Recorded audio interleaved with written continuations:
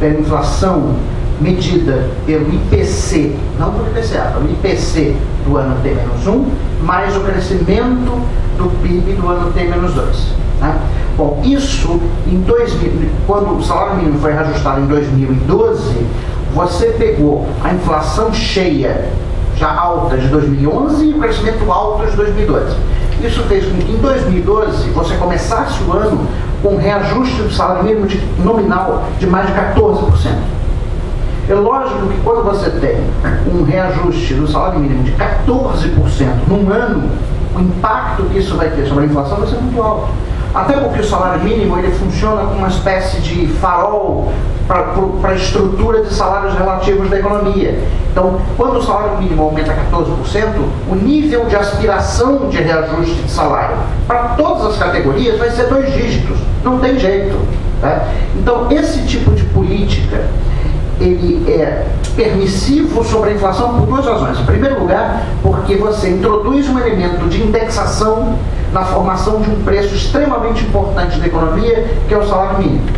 E nós, se uma coisa que a gente aprendeu sobre como se combate a inflação, uma coisa que a gente aprendeu ao longo de 20 anos tentando rebelar a inflação no Brasil, é que você tem que, se não eliminar, mas reduzir ao mínimo a indexação.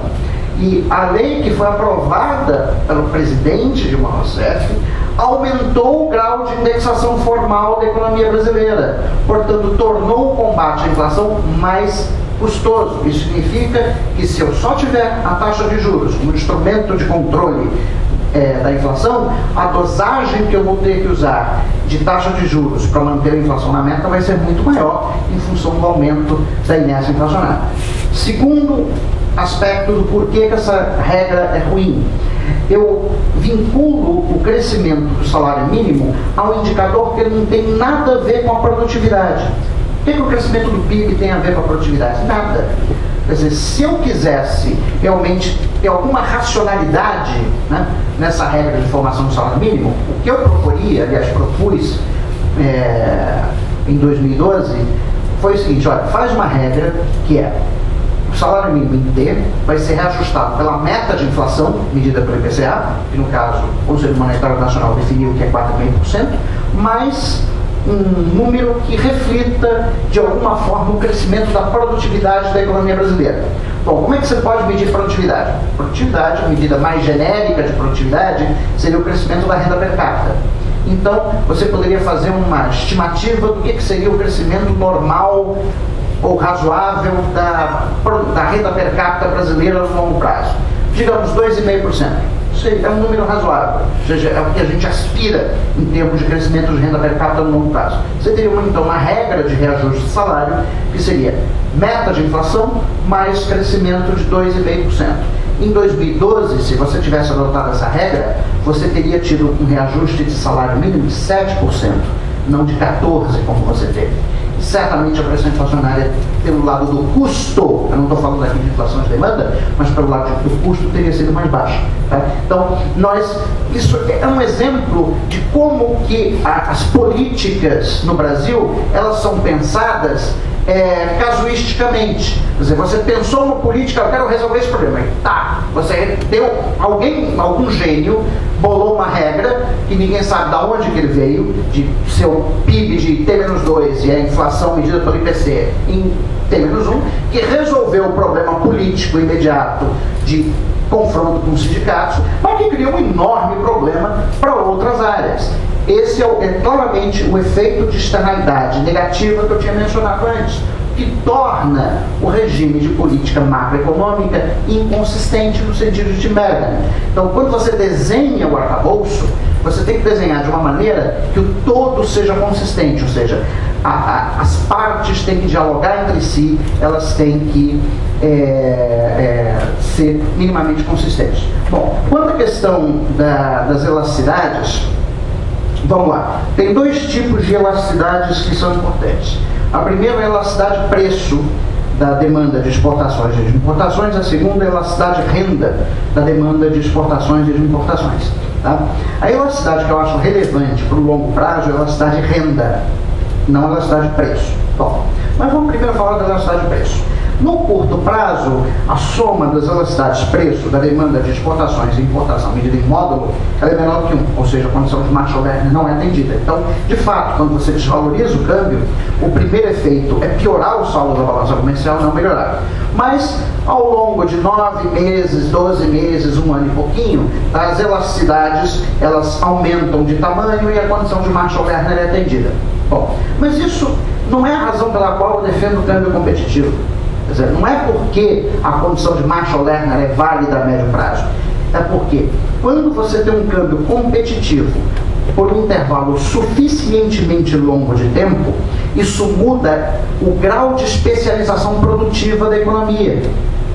Ou seja, atividades que antes eram exercidas no exterior passam a ser internalizadas, ou seja, você tem um movimento de reindustrialização.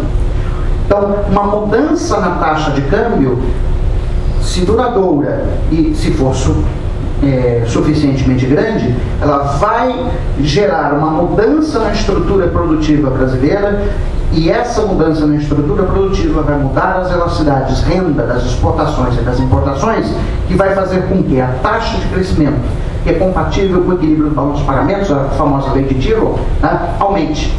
Então, é esse o argumento que eu tenho para a questão das elasticidades. Quanto à questão do regime de concessões, quer dizer, como é que fica a questão do regime de concessões, eu particularmente sou favorável a que investimento público seja efetuado pelo Estado. Eu não me convenço do argumento de que o setor privado tenha que ter um papel preponderante na realização de investimento público. Eu acho que isso tem que ser feito pelo Estado. E, portanto, para que o Estado possa realizar esses investimentos, você tem que mudar o regime de política fiscal. Ao invés de nós termos um regime baseado na obtenção de uma meta de superávit primário, o que eu proponho é que nós tenhamos um regime baseado na obtenção de uma meta de poupança pública. É necessário que você forme poupança pública para financiar as obras de investimento que são necessárias para o desenvolvimento da economia brasileira. No auge do milagre econômico, no início dos anos 70, o setor público consolidado, governo federal, estados e municípios e mais estatais, investia 7% do PIB. Hoje não investe nem 3%. Essa é uma das razões pelas quais a economia brasileira está patinando. Então, e por que não investe tanto como investia antes? Em parte porque a poupança pública no Brasil hoje é negativa. Ou seja, nós temos um conceito de superávit primário que é enganoso. Isso foi obra e graça do Fernando Henrique Cardoso. O governo Fernando Henrique vendeu a ideia de que estava fazendo um ajuste fiscal, quando não fez. Não fez o ajuste, ou seja, não é verdade que nós tenhamos feito o ajuste fiscal. O que nós fizemos com o regime de superávit primário foi apenas garantir as condições necessárias para o Brasil não entrar numa situação de default, para não ter o calote da dívida. Agora, a capacidade de poupança do Estado brasileiro não foi restaurada com esse regime. E se, enquanto o Estado não for capaz de ter uma poupança minimamente robusta para financiar os seus projetos de investimento, nós não vamos ter uma formação bruta de capital fixo com proporção do PIB razoável, em torno de 23, 24, 25% do PIB, para podermos crescer 5, 6% ao ano. Então, é necessário sim um ajuste fiscal, em que nós vamos mudar o regime fiscal, não é mais superávit primário, é meta de poupança do governo. Eu proponho que seja uma meta crescente, você começa primeiro com 2% de poupança, depois passa para 3%, 4%, até chegar a 5%. Você pode planejar isso aí num horizonte de 10, 15 anos. Mas para que o Estado brasileiro tenha condições de financiar o desenvolvimento no médio e longo prazo. Quanto à questão da influência política, e talvez o Ferrari queira comentar mais, eu só vou colocar um passando. Assim, você tem um lobby no Brasil, que é o lobby dos banqueiros. Isso não tem nenhuma dúvida. É um lobby que ele consegue regimentar economistas para defender as suas ideias. Uma coisa que sempre me chamou muita atenção, eu até uma vez falei num seminário na Federação das Indústrias do Estado do Paraná, eu falava o seguinte: eu não consigo entender, vocês representam 15% do PIB, os bancos representam 6%. Como é que vocês não conseguem emplacar as coisas que vocês querem, sendo o dobro em termos de importância do PIB? Né?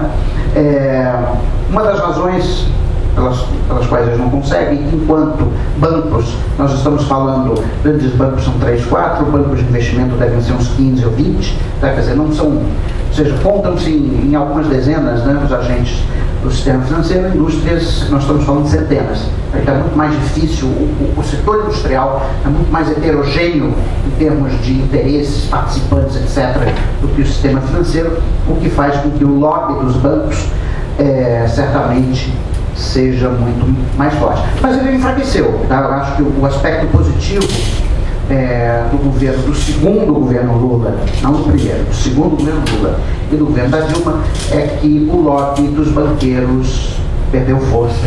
Esperemos que no próximo governo eles não voltem como eram antes. Rapidamente, Robert, começar com a última questão do Moreno, né? Ou seja, eu diria que ao longo dos últimos anos, e aí nos últimos anos não somente o governo Dilma, o governo Lula, vamos ampliar o governo Fernando Henrique Cardoso, ou ficar mais característico de governo Lula 1 até Dilma 1, né? Digamos assim, dois segmentos ganharam renda, né? Se apropriaram da renda: capital financeiro, ou seja, a classe rentista, e a classe média emergente. Então, eu diria que um dos fatores, né, e aí indo ao encontro do que o Orelo disse, um dos fatores que faz com que você não tenha mudança na política econômica é que você está atendendo os interesses dos rentistas e ao mesmo tempo está fazendo inclusão social. Então você tem um patamar de votantes, você tem a base de votantes que assegura você jogar o projeto adiante, e você tem a classe que suporta politicamente, né, em função da defesa, de ir aos anseios, aos interesses, suporta politicamente o governo, sustenta politicamente o governo na mídia, assim por diante. Então, isso é um. Segundo ponto que eu acho que explica por que você não tem uma mudança, não tem uma inflexão dogmática, mas sim pragmática da política econômica, é que você é refém da governabilidade. Né? Ou seja, você governar com um conjunto de partidos, né, progressistas como o PTB, por exemplo, né, é complicado. Então, em prol da governabilidade, é difícil você tentar avançar nas políticas macroeconômicas. E a terceira questão, diria eu, capaz seja mais relevante, né, é que por mais que eu tenha a retórica desenvolvimentista, ao fim e ao cabo, quando a política econômica, na prática, né, ela vai se mostrando com um perfil desenvolvimentista, ou seja, um câmbio mais desvalorizado para, agora sim, a indústria retomar teu peso, uma taxa de juros mais flexível para, ou seja, o governo trava as posições em função do quê? Mas a inflação pode sair da merda. Ou seja, você tem uma retórica de política desenvolvimentista, mas na prática você tem uma política monetarista que o governo não abre mão. Então eu diria que a governabilidade com partidos progressistas, né? Progressistas, obviamente, com todas as aspas possíveis, né? A governabilidade, a obsessão da política macroeconômica centrar-se na questão do controle inflacionário, e duas classes que se beneficiaram ao longo dos anos, nos últimos anos, um que sustenta a base eleitoral e outro que sustenta, em instância, qualquer embate no âmbito político. Aí é por isso que eu acho que não tem mudança na política macroeconômica.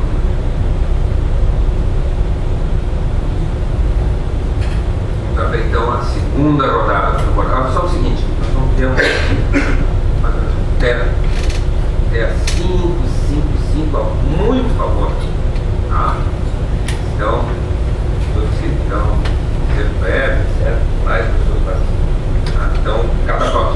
3, e as pessoas, por favor, deem o nome.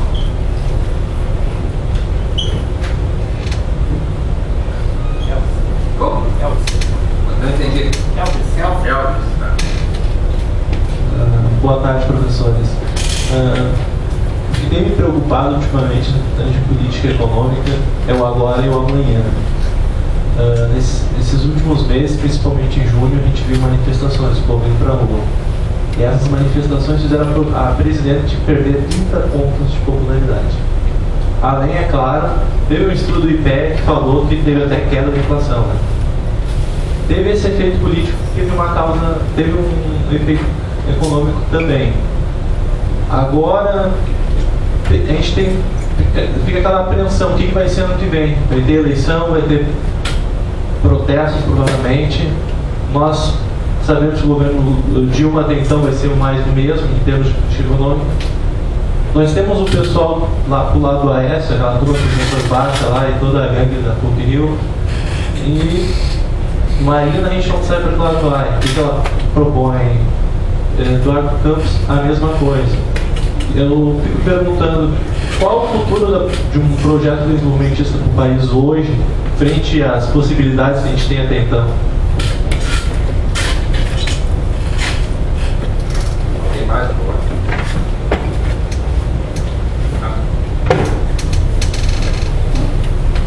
Eu tenho uma pergunta, o Oreiro tocou nela na resposta que eu ia fazer, a pergunta que eu ia fazer, que, digamos,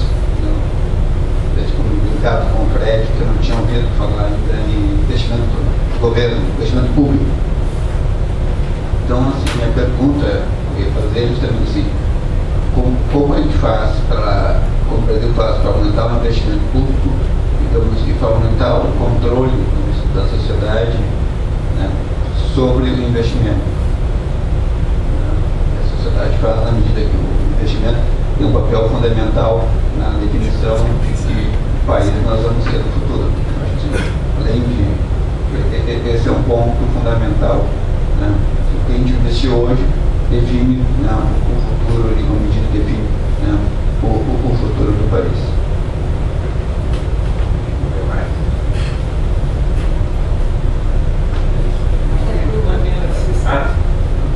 O Ferrari, se abandona o monetarismo, como é que fica a inflação? Como é que ficaria o controle da inflação? Por que eu estou perguntando isso? O governo tentou uma série de medidas, como, por exemplo, a exoneração da cesta básica, e acabou não tendo efeito, né? Enfim, quais seriam as alternativas para o controle da inflação, abandonando o sistema de vida?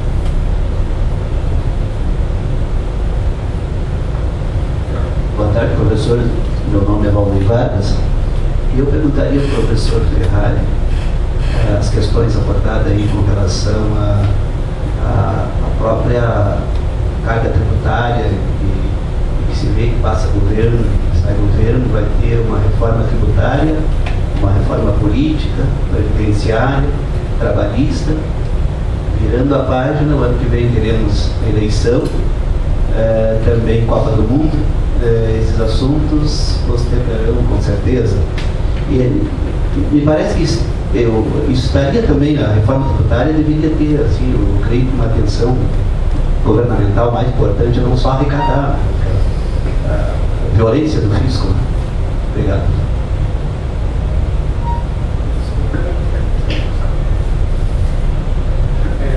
Dessa vez eu vou ter que responder para as quatro que perguntaram, né? Primeiro, futuro do projeto desenvolvimentista, né? Eu poderia te responder como muito sinteticamente como keynesiano, o futuro é incerto, né? Mas não vou responder dessa forma de fugidia, né? Eu diria o seguinte, qualquer que seja o candidato vitorioso, pelo menos que estão se apresentando no presente momento, no ano que vem, diria eu que o projeto desenvolvimentista ele vai continuar sendo negado. Ou seja, você não tem projeto do país, do meu ponto de vista, né? Ou seja, você em termos de política macroeconômica, me atendo especificamente à política macroeconômica. Em termos de política macroeconômica, não existe um projeto de mudança para crescimento sustentável. Existe um projeto, né, retórico de mudança, cuja essência é fundamentalmente o controle do processo inflacionário. Ponto. Tá? Então, nesse particular, qualquer inflexão que você venha a ter, né, ela continuará sendo pautada pelo cenário internacional, né, e pautada meramente por uma bifurcação aqui a colar que logo adiante converja para a questão manter a inflação sob controle. Tá? Isso me faz ir direto para a questão da CISA, né? Que eu estou propondo uma meta de crescimento real da economia e não uma meta de crescimento, e não uma meta de inflação. Né? E também quero dizer, o fato de eu estar propondo uma meta de crescimento para a economia em termos de reais, não uma meta de inflação, não quer dizer que eu negligencie o controle do processo inflacionário e seja apologista da inflação. Né? A minha questão aqui é a seguinte: eu só posso me preocupar, eu particularmente, somente me preocuparia com a inflação se eu fosse gestor da política macroeconômica, sem somente ser, primeiro, que ela tivesse ultrapassado a média da inflação nos últimos 14 anos desde a meta de inflação, e segundo, se ela tivesse atingido um valor cabalístico, 2 dígitos, por exemplo. Por que 2 dígitos? Você condescendente até 9,99, não é ser condescendente, mas pode ser que momentaneamente eu possa até admitir algo nesse patamar, tá? Só não posso admitir os 2 dígitos, porque aí tem uma questão psicológica, é claro? Então eu diria que você propor meta de crescimento não quer dizer necessariamente que você esteja negligenciando. Você tem que ter a meta de crescimento, mas toda vez que a inflação ela perigosamente se aproximar no número cabalístico, 2 dígitos, que eu suponho que seja 2 dígitos, eu tenho que ter medido. Por quê? Porque aí quando ela se aproxima, e mais ainda, diria eu, toda vez que, até que não precisa nem chegar ao número cabalístico, Cissa, mas toda vez que, quando eu discrimino o IPCA, os 9 grupos, eu vejo que dos 9 grupos, 50, 60, 70, 90% dos grupos tem pressão inflacionária, a inflação não é somente de demanda. Quer dizer, a inflação não é somente de estrutura, de custo, a inflação é de demanda. Quando os 9 grupos do IPCA eles têm recrudescimento acima da inflação média, aí a inflação é de demanda. E aí, sejamos keynesianos, monetaristas, o raio do par. Quando a inflação é de demanda, não tem outra medida, é juros. Claro? Então, você só pode ser, eu somente me preocuparia com a inflação quando ela fosse predominantemente de demanda, quando ela tivesse atingido o número cabalístico que geraria um processo automático de reindexação de preços de salário generalizado. Enquanto não tiver nesse patamar, deixa os caras, deixa o mercado brigar, deixa a Miriam Leitão fazer o comentário dela matinal no Bom Dia Brasil. É claro, ou seja, a questão fundamental é a questão do crescimento. Essa crise, entre outras lições, ela nos deu o seguinte, ou seja, a inflação mundo afora, pega os países de inflação clara. A inflação na maioria dos países ela ultrapassou o teto. No Chile, no Peru, na Inglaterra, nos Estados Unidos, quando os Estados Unidos não adotam inflação clara, mas tem implícito a ideia de inflação clara, a inflação ultrapassou o teto. Por quê? Porque a preocupação central era resgatar o crescimento e reduzir o desemprego a sempre.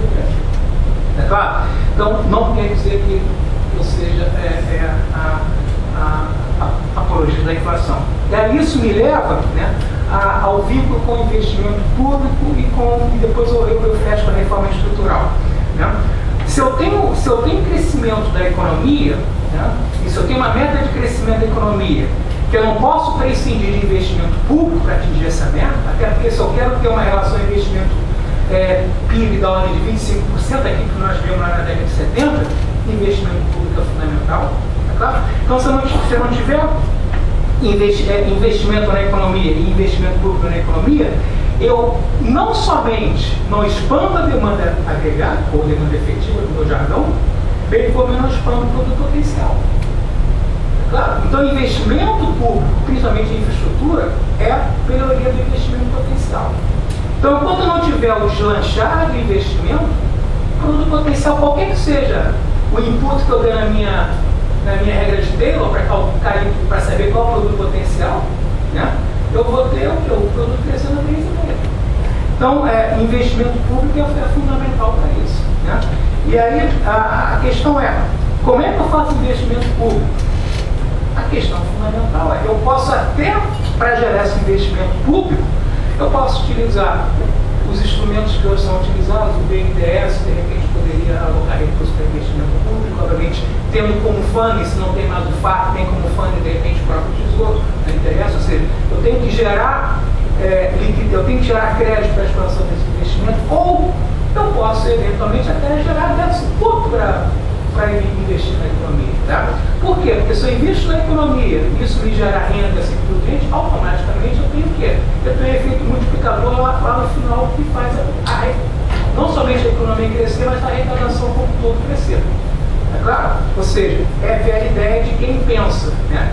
De quem pensa nas relações de que o investimento precede a poupança, então o autofinanciamento ou fundo dar-se-á lá no momento subsequente. Claro. Aí vamos para a última questão. Reformas estruturais.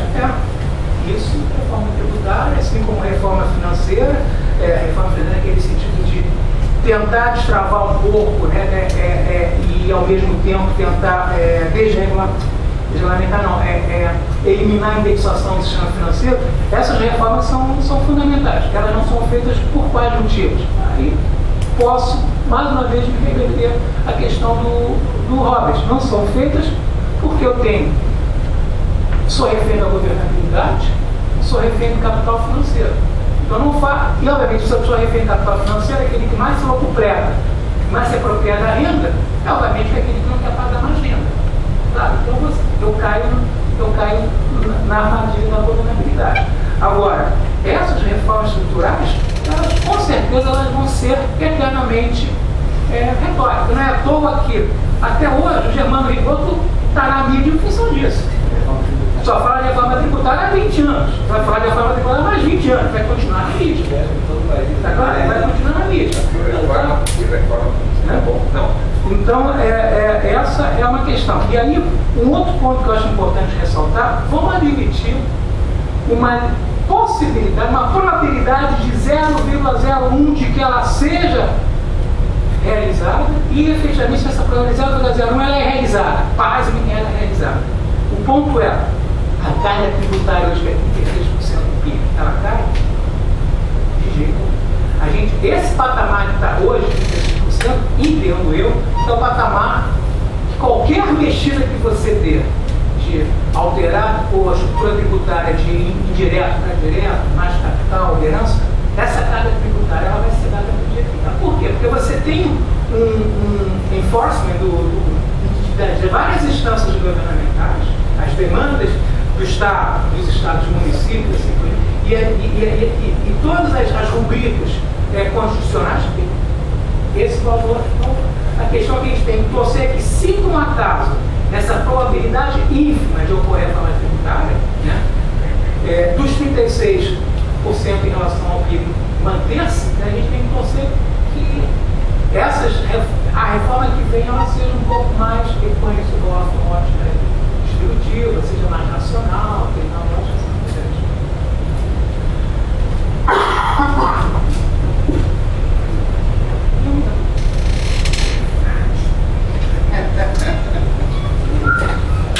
Ok. Vou responder duas perguntas especificamente, essas que foram também dirigidas a mim. Primeiro, sobre o futuro do projeto desenvolvimentista. Né? Eu fico pensando nisso, eu estou pensando nisso há vários anos. Se você me fizesse essa pergunta em 2007, 2008, a resposta que eu te daria para ela é a seguinte: a gente não adota o projeto desenvolvimentista porque tem a famosa, a gente chamava na época, eu e outras pessoas, né, de aliança da FEBRABAN com a Bolsa Família, né? Você tinha, né, uma política macroeconômica que era conduzida de acordo com os interesses do sistema financeiro e uma política social, que é a Bolsa Família, que garante o número de votos necessários para o governo se eleger. Então, quando não romper isso, fica difícil. Mas hoje eu confesso que eu mudei a minha maneira de pensar. Eu acho que, vou ser extremamente pessimista agora, eu acho que não existe futuro para o projeto desenvolvimentista no Brasil. E por uma razão muito simples, não é porque ele esteja errado, não é porque ele esteja mal concebido, não é por nada disso. A razão fundamental é que a sociedade brasileira não quer. Por que nós não investimos 25% do PIB? Por que nós não temos um câmbio competitivo? É porque a Miriam então esbraveja na Globo News? É porque o presidente da FEBRABAN manipula, né, os cordões dos seus puppets que estão no Ministério da Fazenda e em outros lugares para impedir que isso aconteça? Não. Isso até pode funcionar no curto prazo, mas não é por causa disso. Nós não fazemos isso porque, para colocar o câmbio no lugar certo, isso implica em redução de salário. Ninguém quer isso. Porque os salários reais vão cair se a gente desvalorizar o câmbio. Não existe almoço grátis. A desvalorização do câmbio implica em aumento do preço dos bens tradables. Como todos nós que estamos nessa sala consumimos bens tradables, significa que todos nós vamos ficar mais pobres. Isso é o que significa desvalorizar o câmbio. Por que nós não investimos 25% do PIB? Porque o Estado brasileiro só investe 2%. E por que ele só investe 2%? Porque nós preferimos aumentar o gasto de consumo de custeio do governo e as transferências do que gastar recursos com a construção de estradas, hidrovias, hidrelétricas, etc, etc. Isso é uma escolha social. Se a sociedade brasileira quisesse outra coisa, se ela realmente estivesse disposta a pensar nas gerações futuras, precisamos ter uma economia mais competitiva, precisamos investir mais, né, em infraestrutura, etc, etc, vocês não tenham dúvida que surgiria algum partido ou os próprios partidos que aí estão, que defenderiam isso, entendeu? Seriam eleitos e colocariam isso em prática. O fato disso não acontecer reflete simplesmente o fato de que a sociedade brasileira não quer isso. Ela quer o consumo de massa imediato. Eu estava vendo no voo, né, do Rio aqui para Porto Alegre, no voo da Azul, né? Então tem agora aquela TVzinha, né, vai se distraindo durante o voo, um programa da Globo News sobre o consumo de luxo no Brasil. Então, e o consumo de luxo no Brasil disparou. Nós somos um dos maiores mercados de consumo de luxo no mundo, tá? E é o que mais cresce.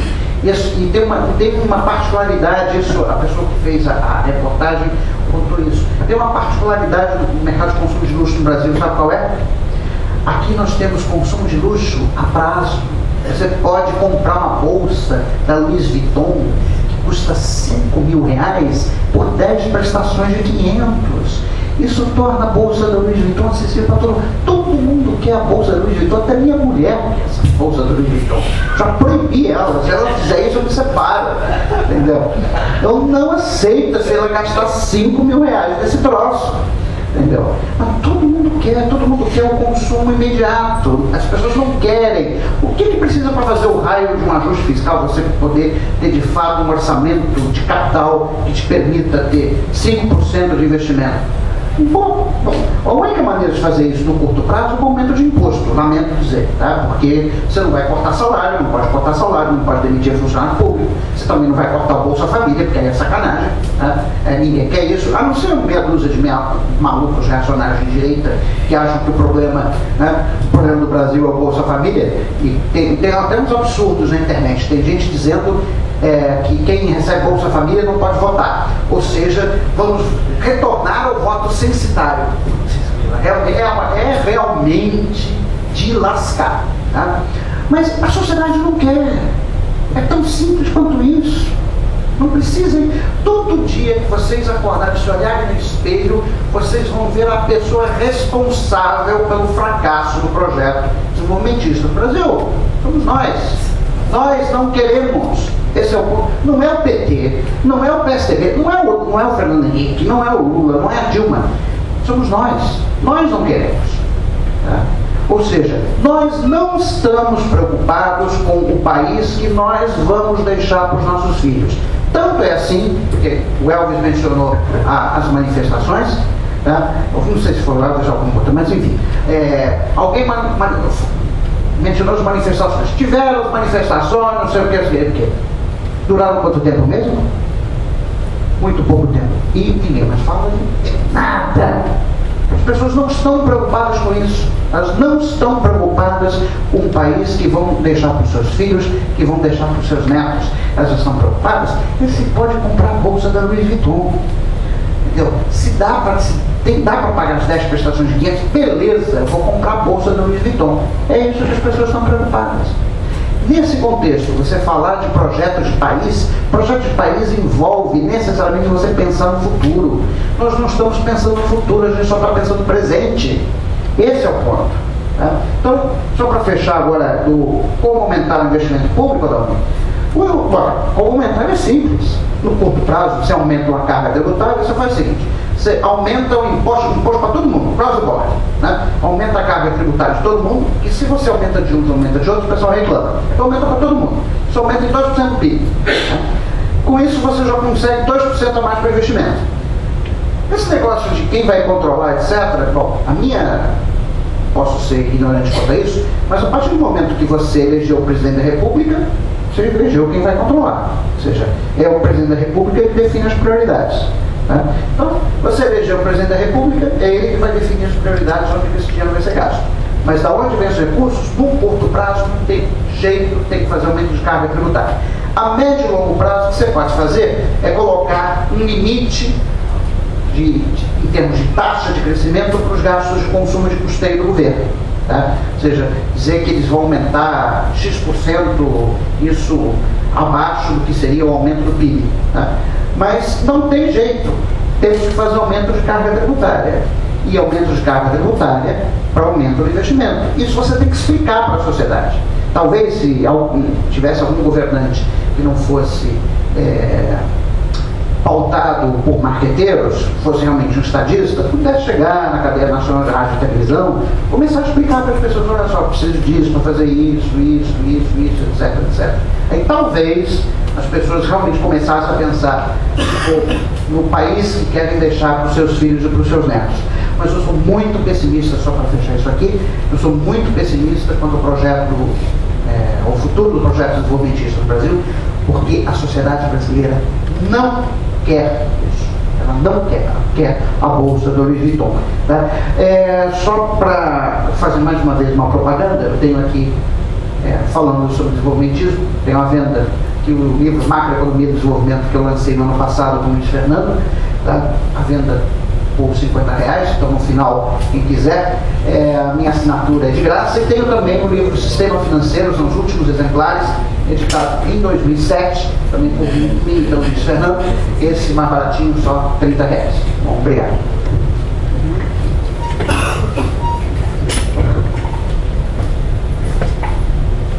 Não sei se abrimos mais uma pequena rodada. Sim. Qual é o teu nome, por favor? Acílio. Como? Acílio.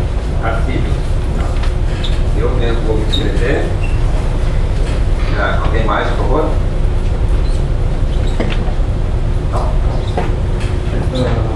Bom, boa tarde. Na verdade, é uma pergunta, um pedido e uma discordância que eu quero expor. Os três são direcionados por Orelha, no caso. A pergunta é: por que não abandonar de uma vez por todas o regime de metas de inflação? Por que apenas flexibilizar o regime de metas de inflação? Visto que os resultados em termos de crescimento econômico, em termos de inflação, não são tão positivos quanto se esperava inicialmente. Segundo, O pedido é que...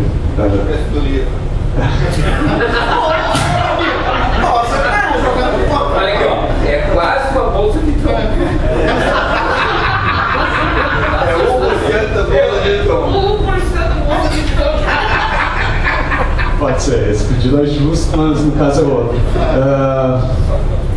Que tu exponha as tuas divergências em relação ao projeto que o Ferrari apresentou, o projeto de crescimento, o modelo de desenvolvimento que ele apresentou, se é que há divergências, né? E o terceiro é apenas uma colocação que, quando você estava falando, é uma discordância. Eu acho que colocar a culpa de uma falha de um projeto de desenvolvimento na sociedade brasileira é altamente improdutivo, né? É bastante fatalista, derrotista e não leva simplesmente a lugar nenhum, né?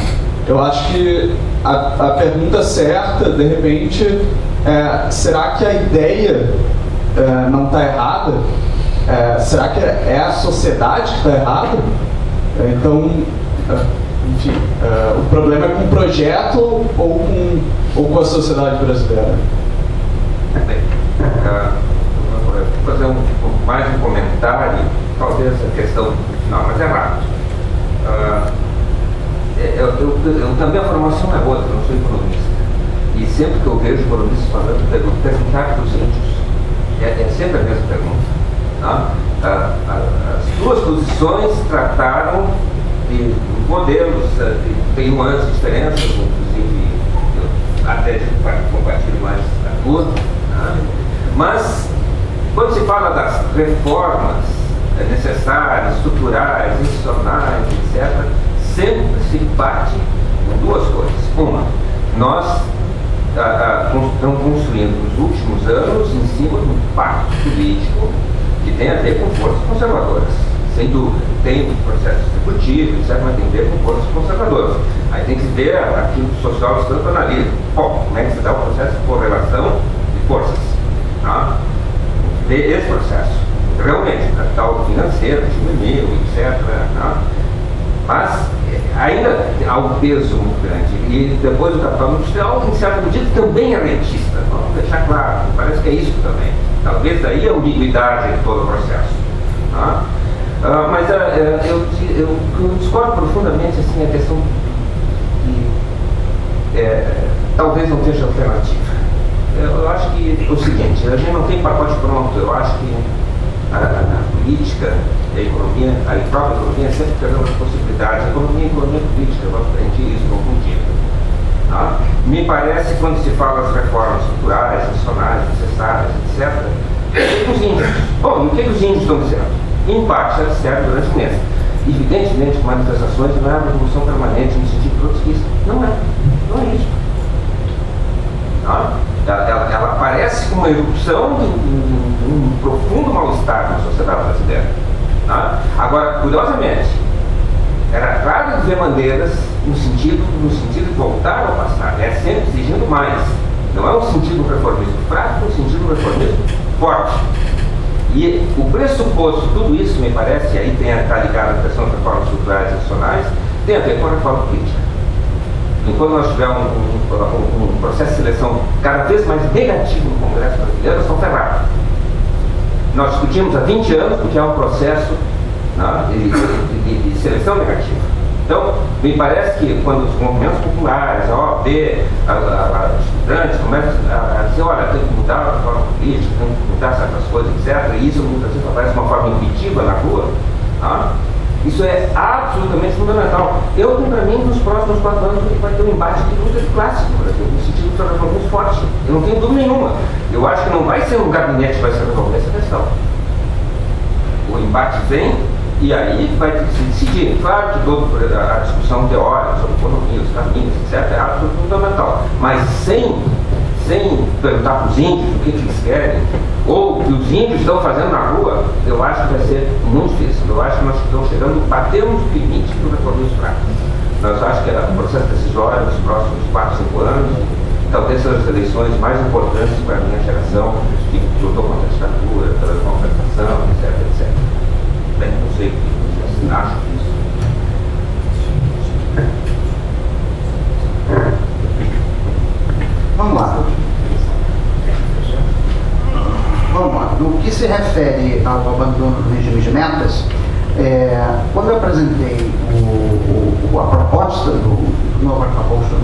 do regime macroeconômico, já está explícito ali o abandono do regime de metas.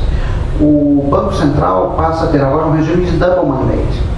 É lógico que durante algum tempo eu defendi a flexibilização do regime. Tá? Eu, Luiz Fernando e Rogério Sobreira, a gente escreveu um livro em 2009, que era intitulado Política Monetária, Bancos Centrais e Metas de Inflação, Teoria e Experiência Brasileira, em que basicamente a gente era uma coletânea de artigos, mas em que a gente defendia a flexibilização do regime. Naquele momento era o que era possível de ser feito. Né? Até 2008, você falar contra o regime de metas de inflação no Brasil era ser banido da discussão econômica. Tá? Então, não era possível você advogar o fim do regime. Tá? Hoje em dia é. Tá?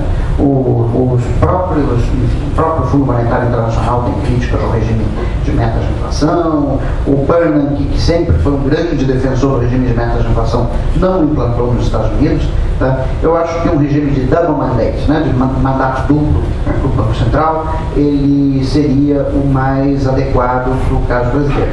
Tá? Bom, não vou querer me alongar muito aqui nas divergências quanto ao respeito ao Ferrari. Eu acho que o ponto fundamental aqui é em termos de motor de crescimento. Quer dizer, ele defende um regime wage-led, eu defendo um regime export-led. Como eu coloquei na minha apresentação, eu acho um regime wage-led insustentável no longo prazo. É lógico que ele cumpriu um papel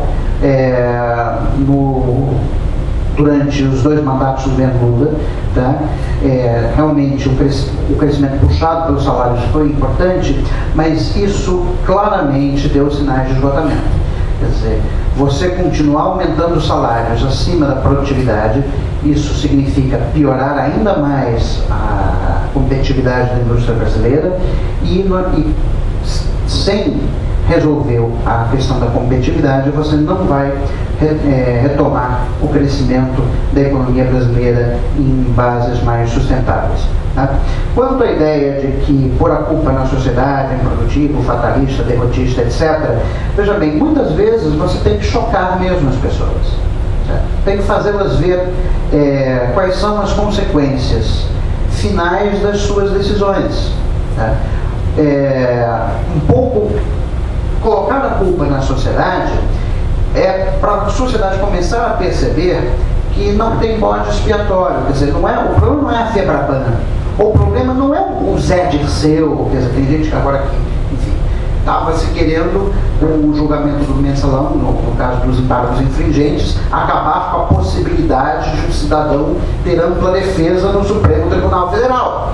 Assim, eu que não tenho nenhuma simpatia pelo cidadão em questão, tá? Eu obviamente era favorável aos embargos infringentes, porque um dia pode ser eu para pobres. Um dia pode ser eu.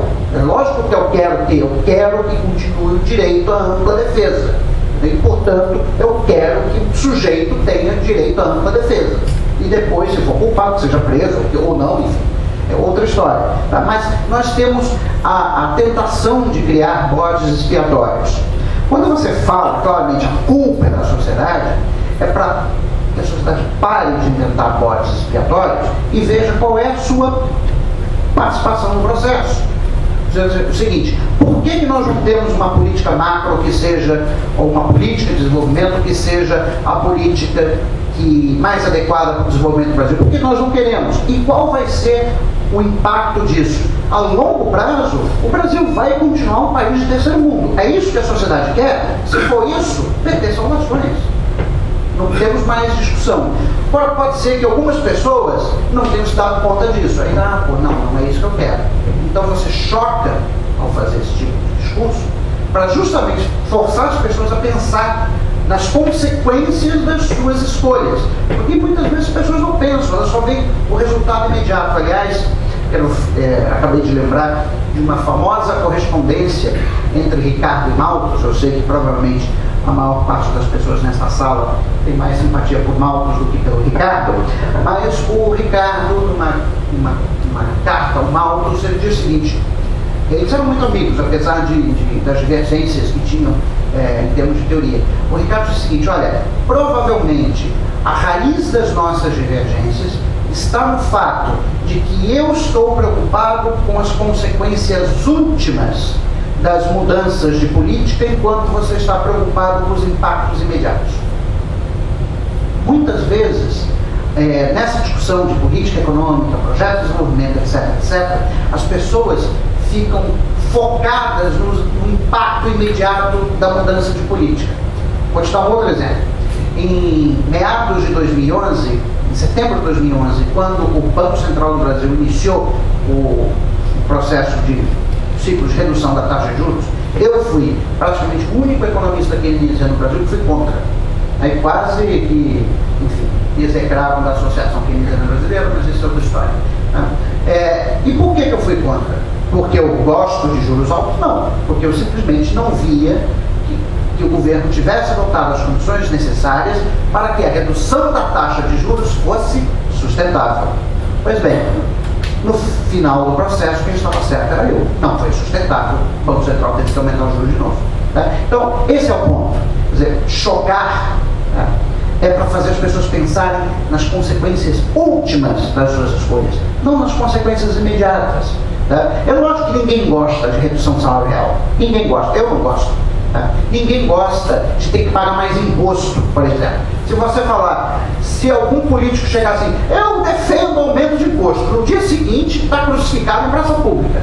Agora, você tem que explicar para a sociedade, olha, nós temos que fazer isso, tem uma série de restrições, não dá para cortar salário, não dá para fazer isso, não dá para fazer aquilo, os ganhos de eficiência, choque de gestão, isso é balela, dá para fazer alguma economia, mas é pouca. Então, nós precisamos investir mais, então temos que aumentar a carga tributária, não tem jeito. Isso é um processo didático, de convencimento, etc. Isso toma tempo, mas quando você consegue fazer as pessoas pensarem nas consequências últimas das suas ações, não nas consequências imediatas, eu acho que, nesse sentido, o meu discurso mais derrotista tem o seu objetivo.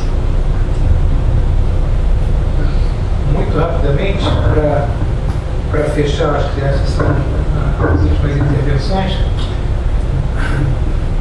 nada como me apropriar do termo do Nick, nada como escutar o vídeo, né? ou alguém da área de ciência social, ciência política, né? Para ser politicamente correto e não politicamente incorreto, como eu fui. Quando eu estava respondendo ao Robert, que eu disse que o governo é refém da governabilidade, e aí citei o Partido Progressista, da base aliada, né, que é o PTB, eu incorretamente não pensei que, infelizmente, esse Partido Progressista é da base aliada do governo do Estado também. Então, peço desculpas aí pela minha impropriedade, né? E nada como cientista político para fazer essa retificação, né? Mas aí eu concordo com o Wendler nesse particular, ou seja, uma das questões fundamentais, né, que é capaz que não que necessariamente nos leve a uma luta de classe, mas essa aliança conservadora é que ela se exauriu, chegou ao seu limite, né? Não, sim, não, pode ser, não, jamais pensei em vias de fato, né? Mas eu diria o seguinte, de certa forma, eu acho que essa aliança conservadora, ou os governos serem refém da governabilidade, é que nos leva a cada dia a gente observar, pelo menos um ponto de vista, capaz que eu seja um pouco niilista aí, a um processo aberto de barbárie. Cada dia a gente observa momentos de barbárie em diversos aspectos da sociedade, né? Desde a mais elementar, ou seja, cada um mais se apropriando, mais defendendo seus interesses individuais e negligenciando os interesses coletivos, isso é uma forma, inclusive, de barbárie. Ou seja, cada um está exercendo, né, o seu princípio neoclássico de maximização da função preferência. Isso é uma barbárie generalizada, né? Mas, enfim, esse é o primeiro ponto que eu queria falar. Segundo ponto que eu queria falar não uma provocação, mas uma jocosidade com o Moreira. O Moreira veio aqui para vender livro bem salgado, como o Adalmir mencionou, né? E eu estava vendo aí, coincidentemente, ele tem 10 livros. Ou seja, se ele vendesse os 10 vezes 50, ele já tinha uma prestação da luz de sol para a esposa dele. 10 livros.